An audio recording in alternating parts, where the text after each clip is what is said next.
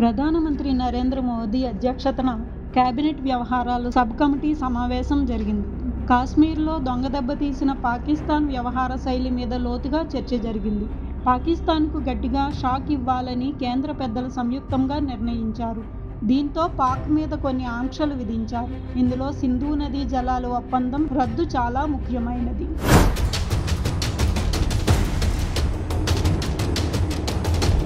భారత్ పాకిస్తాన్ మధ్య సింధు జలాల ఒప్పందం చాలా కీలకం. అప్పటి భారత ప్రధాని జవహర్లాల్ నెహ్రూ, పాకిస్తాన్ అధ్యక్షుడు అయూబ్ ఖాన్ల మధ్య ఈ ఒప్పందం కుదిరింది. ఈ ఒప్పందం ద్వారా సింధు జలాల్లో 30% భారత్కు సంక్రమించగా మిగిలిన 70% పాకిస్తాన్కు హక్కు కలిగిస్తుంది.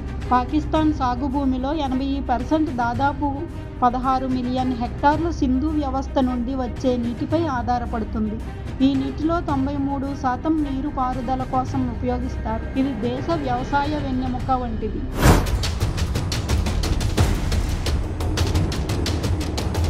పాకిస్తాన్ తాగునీటి అవసరాలకు కూడా సింధు నదీ జలాలే మూలం. ఈ వ్యవస్థ 23.7 కోట్ల మందికి పైగా ప్రజలు ఆధారపడి ఉన్నారు. పాకిస్తాన్ సింధు బేసిస్ జనాభాలో 61% వాటా కలిగి ఉంది. ప్రధాన పట్టణ ప్రాంతాలైన కరాచీ, లాహోర్, ముల్తాన్లకు ఈ నదుల నుండి నేరుగా నీరు లభ్యమవుతుంది. ఇప్పుడు ఈ నీటి సరఫరా నిలిచిపోతే పాక్ ప్రజలు దాహంతో అల్లాడిపోయే ప్రమాదం ఉంది.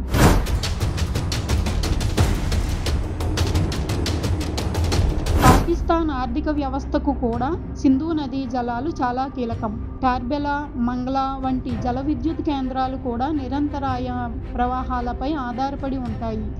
ఈ వ్యవస్థ పాకిస్తాన్ జీడీపీలో దాదాపు 25% వాటాను అందిస్తుంది.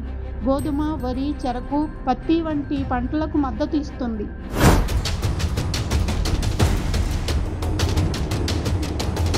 ఇప్పటికే నీళ్ల కోసం పాకిస్తాన్ అల్లాడిపోతున్నది. భారతదేశం సింధు, జీలం, చినాబ్ నుండి ప్రవాహాలను నిలిపివేస్తే లేదా గణనీయంగా తగ్గిస్తే ప్రభావం తీవ్రంగా ఉంటుంది. పట్టణ నీటి సరఫరాలు ఎండిపోతాయి. నగరాల్లో అశాంతి ఏర్పడుతుంది. విద్యుత్ ఉత్పత్తి నిలిచిపోతుంది. పరిశ్రమలు, గృహాలు స్తంభించిపోతాయి. గ్రామీణ ప్రాంతాల్లో రుణ ఎగవేతలు, నిరుద్యోగం, వలసలు పెరగవచ్చు. గతంలో యుద్ధాల సమయంలో ఈ ఒప్పందంను సమీక్షిస్తామని భారత్ బెదిరించినా మొదటిసారి తీవ్రమైన చర్యకు పాల్పడింది.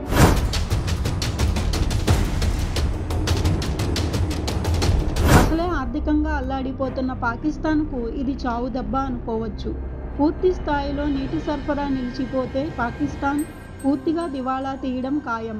అటు ఆఫ్ఘనిస్తాన్, ఇటు చైనా కూడా అవకాశవాద దేశాలు. అందుచేత పాకిస్తాన్కు అరేబియా సముద్రమే గతి అవుతుంది.